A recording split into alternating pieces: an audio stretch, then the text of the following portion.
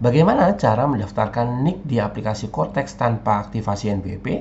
Silakan rekan-rekan simak video ini sampai selesai. Jangan lupa like dan subscribe channel ini, channel SPT Online, untuk mendapatkan informasi perpajakan terbaru. Dan bagi rekan-rekan yang merasa channel ini bermanfaat, rekan-rekan bisa mensupport channel ini dengan memberi buy super thanks. Untuk melakukan pendaftaran NIK tanpa melakukan aktivasi NBP di sistem Cortex bisa dilakukan dalam hal ketika NIK kita belum terdeteksi atau belum terdaftar di sistem Cortex. Step pertama yang harus dilakukan adalah kita langsung masuk saja ke halaman login sistem Cortex, kemudian silahkan pilih daftar di sini. Jadi kita klik saja daftar di sini, kemudian berikutnya kita akan masuk ke halaman pemilihan registrasi wajib pajak. Nah, di sini kita pilih perorangan, kita klik saja menu perorangan. Kemudian berikutnya di bagian persiapan registrasi wajib pajak, silahkan kita pilih opsi ya wajib pajak memiliki NIK, kita klik saja. Kemudian di bagian berikutnya kita pilih hanya registrasi. Nah, di sini ada dua opsi. Yang pertama adalah menu pendaftaran untuk aktivasi NIK. Jadi di sini kita mengaktifasi NIK sekaligus melakukan registrasi NBP. Jika seperti itu kita pilih sebelah kiri.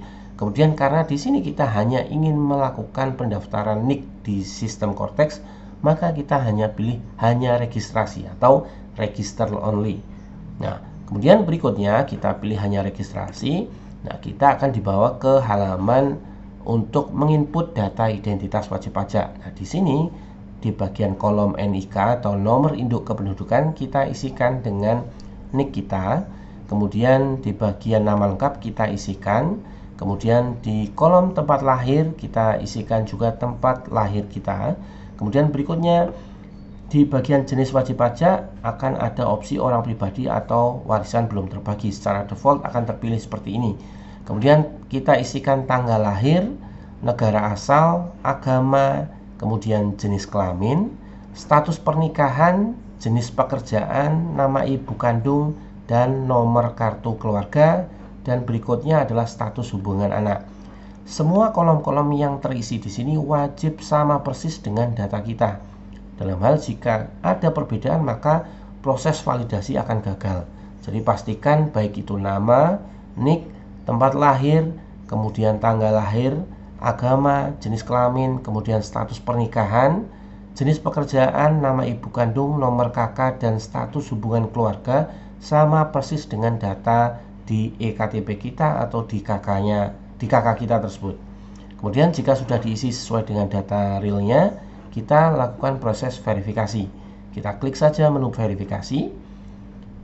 Selanjutnya, ketika proses verifikasi tersebut dilakukan, ketika muncul pesan error seperti ini, jadi ada beberapa kolom gagal divalidasi.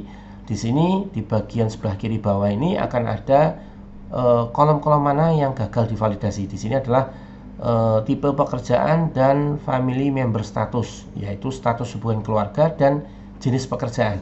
Nah, di sini kenapa muncul validasi error seperti itu? Karena jenis pekerjaan dan status hubungan keluarga di sini tidak sama dengan yang ada di KK atau di eKTP.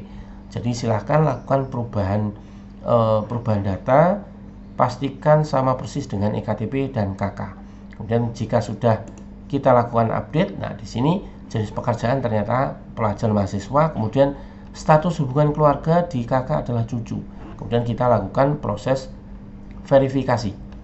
Verify, kita klik, nah, baru kemudian sistem mendeteksi berhasil bahwa data berhasil divalidasi. Nah, di sini pentingnya pengisian secara valid sesuai dengan data yang real. Kemudian jika sudah tervalidasi, kita lakukan klik next. Berikutnya di bagian berikutnya di detail kontak, kita akan diminta untuk melakukan verifikasi email dan nomor handphone. Nah, untuk email kita isikan dengan alamat email yang kita bisa akses. Kemudian termasuk nomor handphone juga adalah nomor handphone yang masih aktif dan ada pulsanya, karena di sini akan memerlukan pulsa untuk melakukan verifikasi data, karena proses verifikasi akan dikirimkan melalui SMS. Oke, kemudian kita di bagian email kita klik verify terlebih dahulu, sehingga akan muncul notifikasi atau email OTP yang dikirimkan ke email. Nah, kita isikan email OTP verification tadi ke kolom email. Nah, di bagian email kemudian kita verifikasi, maka akan muncul status successfully verified your email address. Nah, berikutnya jika email tersebut sudah terverifikasi, kita verifikasi ke nomor handphone. Nah, di bagian nomor handphone kita klik verify. Kemudian akan ada OTP yang dikirim ke nomor handphone tersebut. Kemudian kita masukkan OTP tersebut di bagian kolom verify ini, kemudian kita klik verify. Sehingga akan muncul notifikasi bahwa successfully verified your phone number. Nah, berikutnya jika email dan nomor handphone sudah terverifikasi, kita pilih next. Nah, kemudian kita akan diminta untuk mengisi detail alamat kita.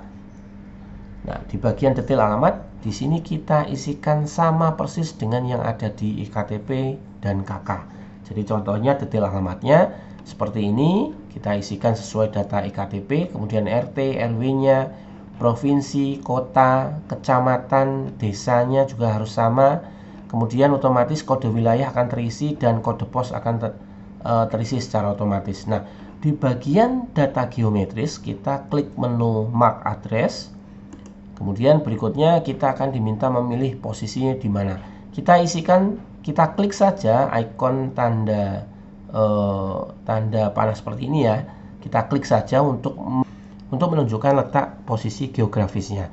Jadi pastikan kita klik ikon biru ini, atau jika memang kurang pas posisinya, kita letakkan sesuai dengan posisi yang benar. Kemudian kita klik ikon biru dan kita pilih simpan.